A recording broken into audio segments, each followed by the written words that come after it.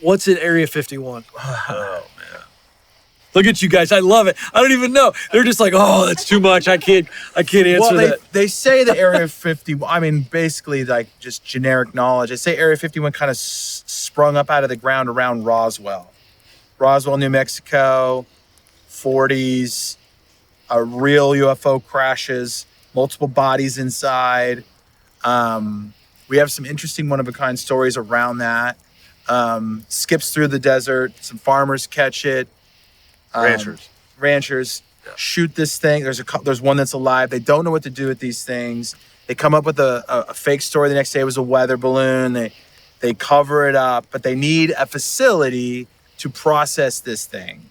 And so there's like Bob Lazar, on some of these shows said there's somewhere between like 10 to 12 UFOs there. There's multiple bodies there.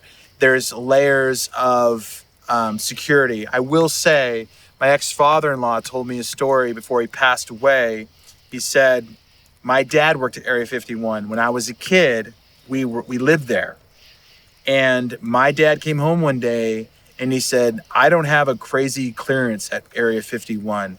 But one day, armed guards came in and they put my dad and all of his colleagues in one side, and all they saw was something moving from one side of the base to the other side of the base. I'm working there. I'm a full-time employee there, and I'm not allowed to see what's going from point A to point B behind the scenes in the security area. So there's multiple layers to all these systems, and good luck getting clearance to them. Right. And if you're like stupid enough like Bob Lazar to talk about it, he just didn't get it. If you believe his story, and I do, at least most of it, some of these guys are so smart, they're naive to like social politics and what you do and don't do.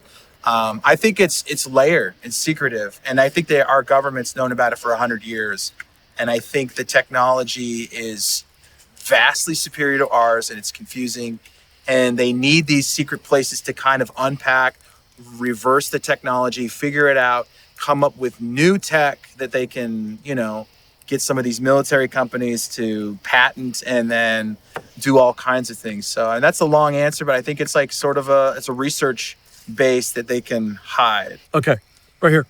You were talking about all the crazy things that people have seen Bigfoot do. And you kind of earlier were alluding to the idea that most of the experiences are demonic, or at least kind of like incite fear.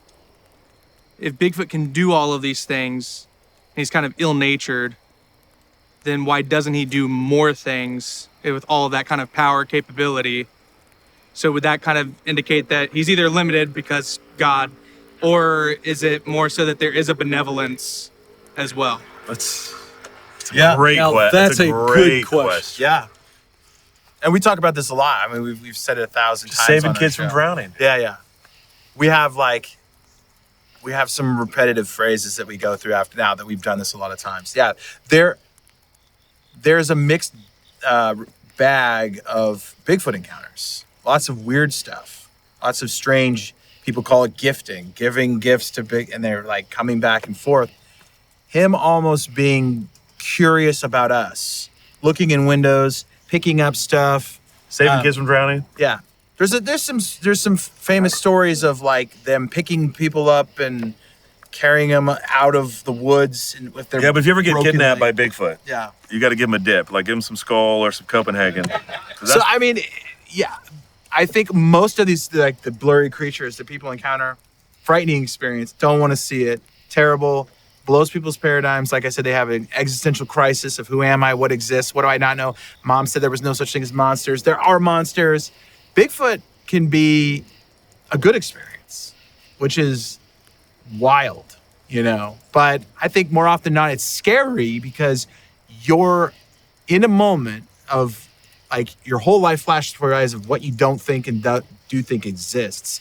So it's scary in that sense. Yeah. If you know this thing exists and then you finally see it, it will be like, oh my gosh, I'm seeing this thing for the first time. Grandpa told me about it. And he said there's one out here and I'm seeing it, versus I'm a scientist, I'm a totally rational thinker, don't believe any of this stuff, and then I have this experience. That's frightening. So it's hard to know, the nature of this creature, but he almost seems curious Like he doesn't understand us, which is so strange. He doesn't know what to think and so bizarre. So sometimes they're just territorial, and the weird get really nerdy. Depending on where they are, people experience different behavior. Yeah. So like in the Southeast, and like there's more aggressive, mean encounters. It's almost like the type of weather is the type of attitude. They get real hot and they're mad. Yeah, man. It's like in Louisiana, just pissed. Yeah. Give me that guy outta a here. dip. That guy won't go away with a Swampy, dip. yeah. He'll A be lot like of this on the- mosquitoes. Yeah, I get that. Tobacco. Right. The tobacco thing is next That's level. actually it's a real story. That's a real story. The Guy it's believes a that. legend story. Guy gets Yeah. kidnapped out of his sleeping I remember bag. the dude's name. You can Google it. His name's Gave him a pinch. Albert Osman, I think Osman is his name. Dude, You and can they Google it. take his can and they start eating it. A family of them. Yeah. You know how that goes. Yeah. And Albert was by himself, I presume. Yeah. No one else was there to corroborate Albert. Sorry, Albert. But they all became friends, you know? No. I don't know how the story goes. I know the first time I had Copenhagen, it was not a pleasant experience. The room spun for 3 hours. Yeah, even you're like, Bigfoot what? has The fan problems. spin, so's the room. What's Yeah, happening? why is this happening? Even Bigfoot has problems with giving his kids not to do dip too early. You Right, know? right, Like, right. What happened? Okay, I gotta get to our audience. That's Yeah. fantastic. Okay, So there were giants in those days Yeah. and also after the flood. Right. Yeah. So what is your hypothesis how they came a to good be question. after the flood? And really quickly, me being like a student of Chuck Missler himself, Yeah. do you also believe that Nimrod himself became El Giborim, the mighty man on Nephilim, Yeah. or there's more to that story? That's two questions. All right. It's all right. We're going to allow it. we're gonna allow it. Yeah. Yeah. Thank you. There's lots of theories. Yeah, I'll give you my thought. Just like one of the best explanations we've heard, and this is like, okay, so we believe giants are real and they existed, right? First round of giants was a purebred genetic. Purebred hybrid. That's a good way to purebred go. hybrid. Yeah. Yeah. So you have dad's an angel, mom's a human, creates a demigod, basically. So the Greeks talk about It's a the demigod. Hercules. Yeah. It's Hercules. It's a half human, half warrior, and so there's this genetic specific. Some people hypothesize that after the fact, the giants that were not as big, they're not as crazy. They were genetically modified humans. So either they used some sort of occultic ceremony, or they were getting messed with again, like Jurassic Park in the ancient world. We're going to change these things. So I think, given the fact that if you believe the first story, then anything's possible. If you believe that angels and humans can procreate these abominations, then there's rebellious spirits going to try to figure out new ways to make abominations. Maybe the answer to the question is actually your second question, which is like the idea of Nimrod, right? He became a Gibborim. It was like they don't give us a lot of context, but somehow he became like a giant, right? Or what would be the same language. So that would, if you reverse engineer that means that there was some other way, whether it be ritualistic, which is my best guess, that there was some ritual that they could do where it was it's like dark magic, etc. That they could change their DNA. And this isn't so wild because we have, especially our friend Tony Merkel with the Confessionals has a lot of stories about folks that ritualistically ritualistically have these like almost like Hulk kind of demonic possessions where they're able, they actually physically grow. But there's also other theories like the fact that like you can go between was it a local flood? Was it the known world? Talk about it covered the world, right? Was it a local flood? Did some giants were they able to escape the flood, right?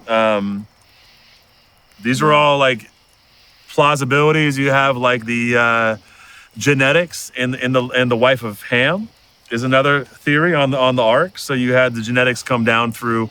She had genetics within her that then, because the realities are we know they're giants after. So we have the Nephilim and then we have the Rephaim after, right? Which is like the ones that are named are Goliath and his 4 brothers, which are the mercenaries of the Philistines, and then we have King Og of Bashan, and then the rest are sort of the tribes, the ites of Canaan. So they are there.